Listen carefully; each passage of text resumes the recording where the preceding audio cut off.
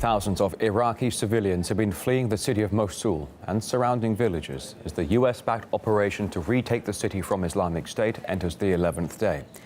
Despite claims from Baghdad and Washington on the success of the operation and military victories, the real situation on the ground appears to be much more complicated. RT's Miguel Francis Santiago reports. So what's the perfect recipe for a disastrous offensive? Seems like the newly formed U.S. coalition with plans to advance on the Iraqi city of Mosul has the answer. That's the ISIS capital in Iraq, by the way.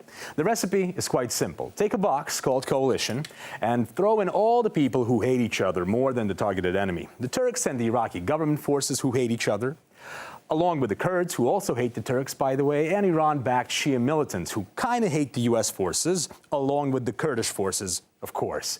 The next step, shake. Don't stir. And just stand back and enjoy the show. We've already seen what happens when you put the Turks and the Kurds under one U.S. coalition banner in Syria's Jarablus.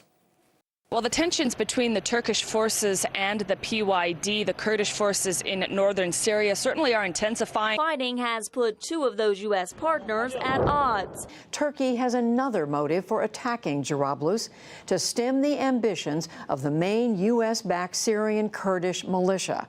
These Kurdish YPG fighters were launching attacks against so-called Islamic State. But now their mortars are aimed at Turkish forces. And to no surprise, this combination isn't working in Mosul either. The Iraqi government forces are already at odds with Iraqi Kurdistan forces. All the while, Erdogan pretty much insulted Iraqi Prime Minister al-Abadi, saying he must know his place. You are not my equal, and you are not at my level, and your shouting in Iraq is not important to us at all. Know your place. That's a coalition to be reckoned with. However, U.S. Defense Secretary Ash Carter says the cake's rising nicely in the oven in Mosul. I certainly am encouraged by the results of our campaign so far, in that it has been proceeding as planned. Unfortunately, it seems like the strategic command behind the U.S. coalition doesn't learn from its mistakes. There's another coalition offensive in the making for the de facto capital of ISIS in Syria, Raqqa. And here also, it looks like the Turks and the Kurds are already at odds before the operation even started. Bon appetit, enjoy your dish. I'm Miguel Francis Santiago. Now, the U.S. Secretary of State John Kerry recently said the region is being torn apart by half a dozen internal wars, all of which prevent peace and undermine U.S. attempts to oust the Syrian President Assad.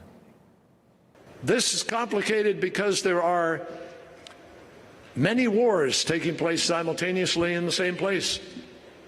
Kurd on Kurd, Kurd on Turkey, Iran versus Saudi Arabia versus Iran, Iran and Hezbollah versus Israel versus us and those who have labeled Hezbollah a terrorist organization.